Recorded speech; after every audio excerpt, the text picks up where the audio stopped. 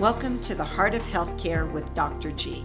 This is a podcast that is unafraid to address current issues regarding top healthcare needs and concerns.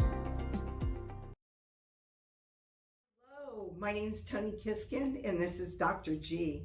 And welcome to the Heart of Healthcare with Dr. G today. Well, we are having a podcast today talking about Medicare versus Senior Advantage plans. And yes, it is another subject, Dr. G, that's a little bit tough to talk about, but we're hoping it's going to help some folks out there. But before we get started, let's go ahead and do our scripture for the day today. And it is Matthew 5:14-16. It says, "You are the light of the world. A town built on a hill cannot be hidden. Neither do people light a lamp and put it under a bowl. Instead, they put it on a stand, and it gives light to everyone in the house. In the same way, let your light shine before others, that they may see your good deeds and glorify your Father in heaven." Cheers to that. Yes. So here we are, Dr. G. I hope my Rams cup doesn't upset anybody. Actually, I don't care. I was going to say, because you are a Rams fan. Oh, you are? Yes. And so am I. I forgot we're going to be meeting up. Yes, we are, Dr. G. So we're hoping we're not offending anybody and you're not turning us off right now, because we have some really good tough stuff to talk about. Tough stuff.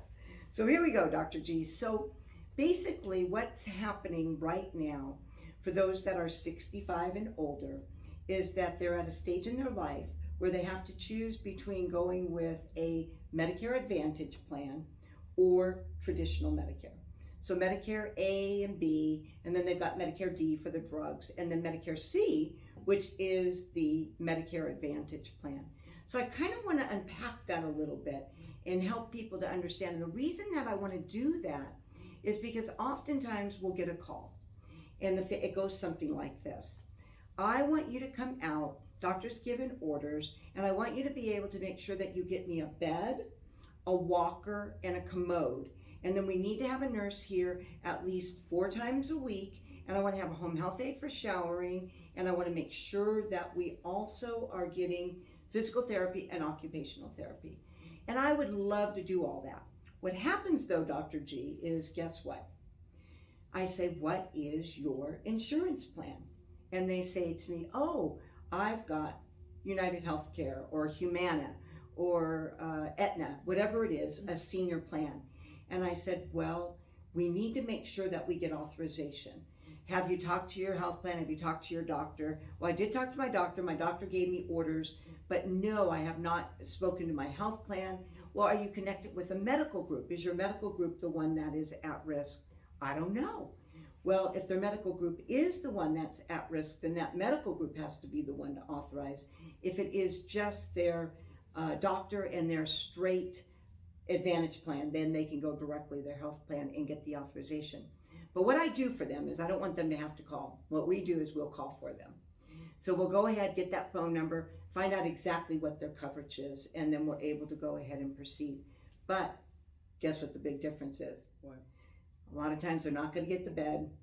They may get a commode and a walker, and they might get 3 visits approved, and then we have to authorize more from the doctor.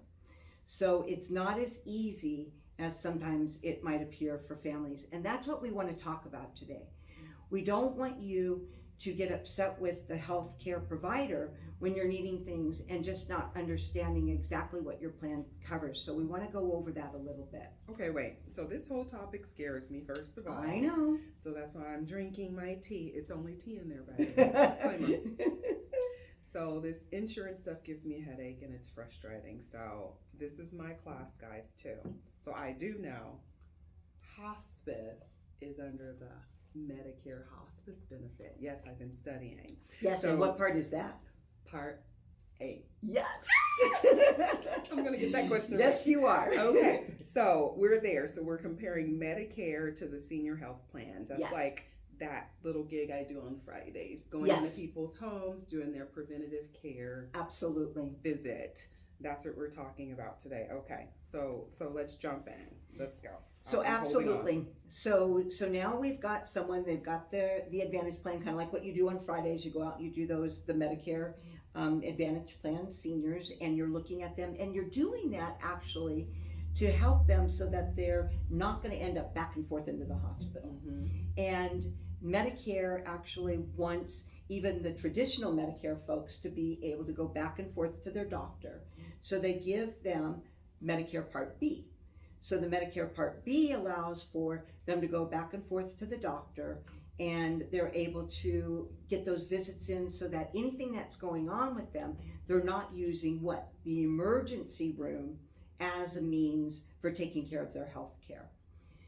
Medicare at 65, you have to sign up for Part A, and it is taken out of your Social Security once you start doing your Social Security. If you're still working, you can keep your regular plan that you had through your employer, and you won't access your Medicare until you retire. Right.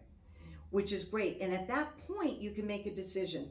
Do I want to sign over my traditional Medicare to a Senior Advantage plan? The Senior Advantage plans have a lot of extra benefits that they're able to offer you. Sometimes they'll offer dental, which you don't get under Medicare, traditional Medicare. They'll offer transportation. They'll offer a lot of different services, and you don't have to pay anything more for it. And that's what's really exciting about it. However, when you want the things that you want, or you want to go to a doctor that you want to go to, then it can be a little bit more limiting, because then they're going to share with you these are only the doctors in your plan that you can go to. It's not much different though when you were employed, because if you chose a HMO, an HMO. That's what I was thinking. Exactly. If you chose a HMO, Health Maintenance Organization, you have to go within your book or within what's approved. If you had the PPO, the Preferred Provider Organization, that one allows you to go pretty much anywhere you want. So it's kind of almost the same difference of Medicare Part A being able to go wherever you want, and then of course the Advantage plan where you have to go. I needed that other analogy. I love it. Yes, yes. So Part A covers your hospitalization, it covers your skilled nursing facility, it covers your home health care, and it covers your hospice care. That's why it's so important to us. We want to talk about it here at this podcast, because we want you to know the parts that you can get under your Medicare Part A. If you have a traditional Advantage plan, a Senior Advantage plan, then you're able to go ahead, just as we mentioned, to get the authorization for that. And you're still able, of course, to get your hospitalization, your home health, your hospice, then goes back to your traditional Medicare, and you're able to get all of those services as well. A lot of times it just depends on how much money you want to pay. And that's the part of it that's really important, because Part A premium right now, depending on what's going on, can be anywhere from $259 to $471 a month, depending on how much money you make, those kinds of things. So the deductible is based on when you're in a hospital, and you're in a hospital room, and you're going to have a bit of a deductible for the year for that portion of it. That's your benefit period that you've got to go ahead. And if you're admitted into the hospital and you haven't had in-hospital care for 60 days, then you're looking at one set fee. For 2021, it's about $1,484. And that usually is something that is actually pretty affordable for most folks to be able to go ahead and get. If you're going to be in longer, then it comes out to a per day benefit. And that's where a lot of times folks wish that they had what's called a supplemental or a Medigap, right? We talked a little bit about that. When you do your visits on Friday to your Senior Advantage folks, what kinds of things do you usually do with them because that will help them to kind of get an idea on those Advantage plans, what they can get. Yeah, because this is taking me too far. I don't want to turn this into an insurance show. Absolutely. Like the purpose of this, we don't learn this stuff in medical school, guys. Like, you think doctors know, how all the insurances work.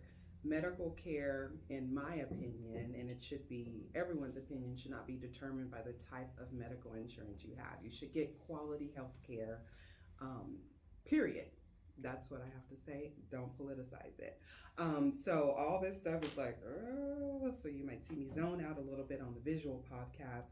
But back to this stuff, like when they start talking about money and all this stuff, like I don't know, like how do people choose which insurance they have? I mean, that's what it boils down to at the heart of healthcare. Because if I'm prescribing something or if I'm ordering something, we're not in the process of it actually happening. And this kind of touches on episode, was that 3, where we talked about skilled nursing versus custodial care. Yeah. So this is kind of a part 2 to that.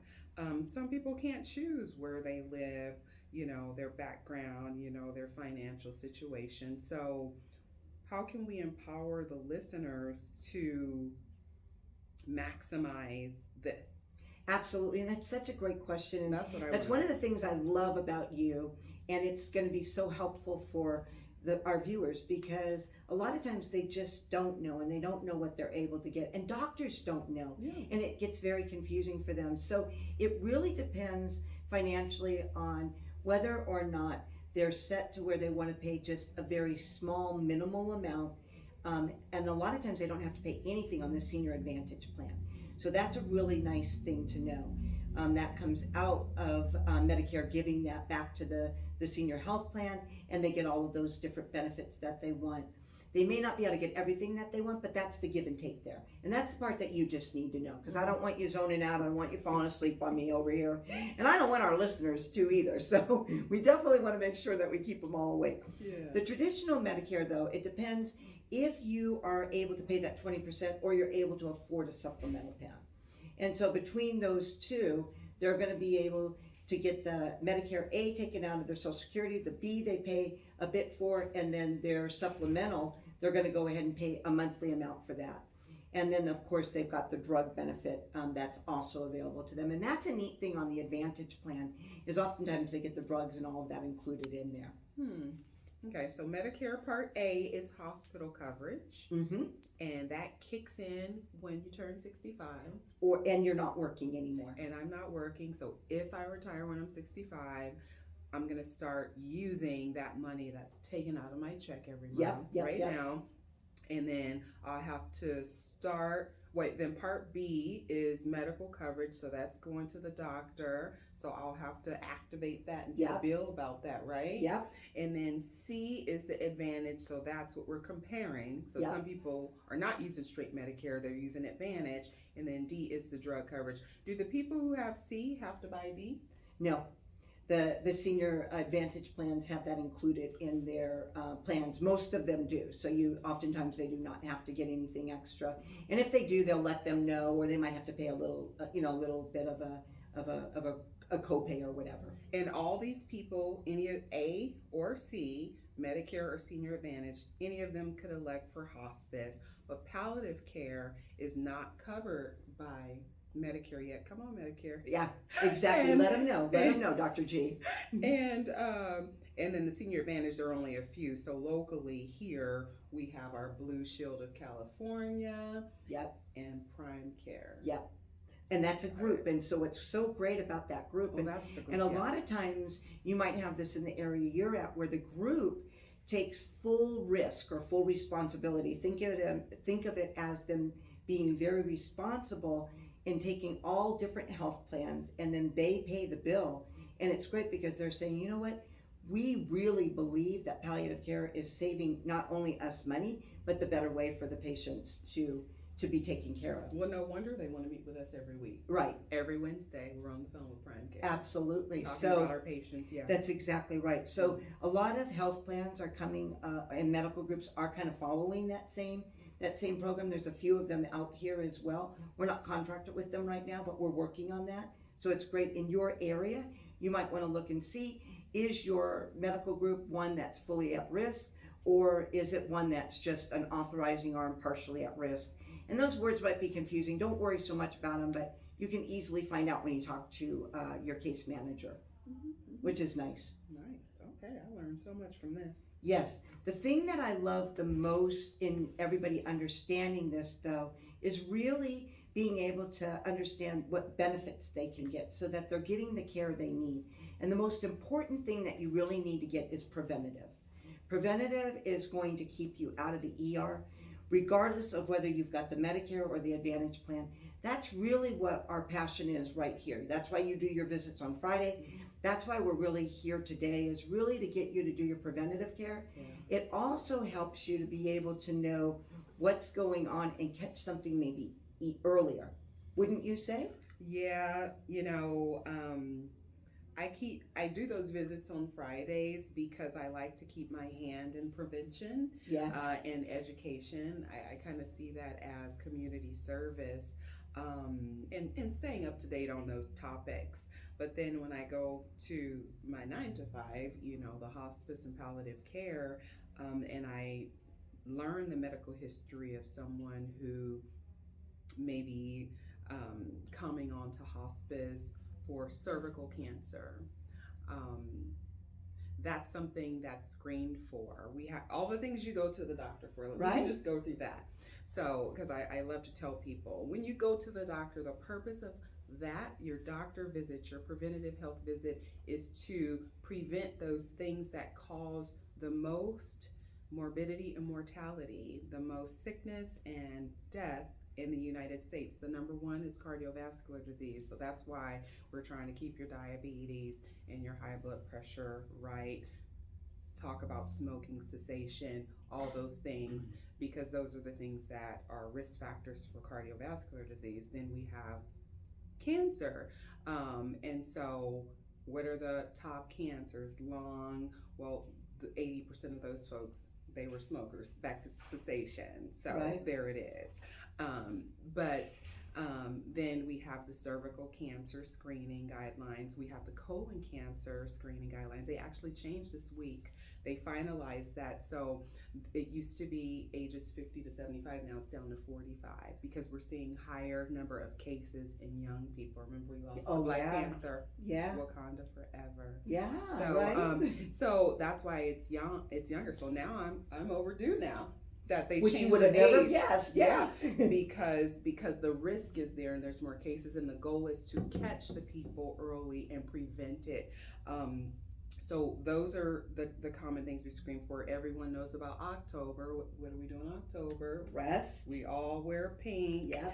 And because again, that's another thing. So that's why the mammograms every 2 years. So those are the most common causes that they're trying to prevent. So then when we come over to the other side with my hospice job, and when I find out someone they're on for cervical cancer, most likely they didn't get pap smears. Right. And so that's And it does break so your heart. then I use that energy for prevention. Right. And the colon cancer, again, they actually have shared decision making for the older folks. Last week I had someone who was, I believe, 82, had never had a colonoscopy. So that person actually, and with the new guidelines, should have the conversation with their doctor. But luckily, the family noticed she wasn't feeling well, fatigued, anemic, down to a hemoglobin of 4. The medical people will scream at that number, but we all know that is colon cancer until proven otherwise. Right. And they caught it, she got her surgery, everything was fine. Wow. So I celebrated with them and told them, what a wonderful story their mother had, and so they can educate the rest of their family Right. to get the screening. Yeah. But they had a good outcome because they had access, but not everyone has access. So I don't want to take that for granted. We have to consider the folks that don't have access to health care, and they may need to use Medi-Cal in California. So And those would be the folks that are under 65, Medicaid in other states, Medi-Cal, IHP, Molina, LA Care, all the different other ones that are in Orange County and stuff. But yeah, you're exactly right. yeah, I don't want to forget about them. Yep, we don't want to forget about them. But I think the thing that you really captured just perfectly well, and that's really what this is all about at the end of the day, is that prevention. And that's really what we want to put out there today is understand your health plan, do the preventative things that you need, take care of yourself, and choose what is going to be best for you and for your family. In your area, if you're looking for any extra, you can reach out to HiCap. HiCap is a not-for-profit organization that can give you more information, especially about Medicare and the Senior Advantage plan, so you can feel really confident with them. Or your Office on Aging is also one that can be very helpful. Well, Dr. G, I guess that's it for the day. All right. I learned a lot today. Now Oh. keeping these notes. Thank you so much. Thank you for tuning in. Have a great day, and we'll see you next time. Bye-bye. Thanks for tuning in to At the Heart of Healthcare with Dr. G. Help us by rating us on iTunes. And don't miss an episode by subscribing on YouTube. And be sure to click that little bell to get notified about new episodes. We can't wait to see you next time.